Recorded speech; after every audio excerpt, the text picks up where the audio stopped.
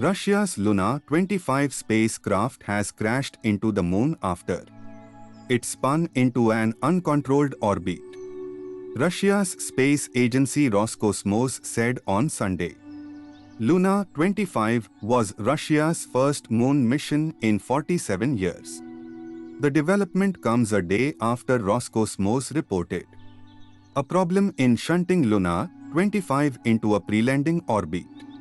Measures taken on August 19th and 20th to locate the craft and make contact with it were unsuccessful. Roscosmos reported in a statement, the apparatus moved into an unpredictable orbit and ceased to exist as a result of a collision with the surface of the Moon. It said a special commission would look into why the mission failed. The loss of Luna-25 is a blow to Roscosmos. Russia's civilian space program has been in decline for several years as state funding is increasingly directed towards the military.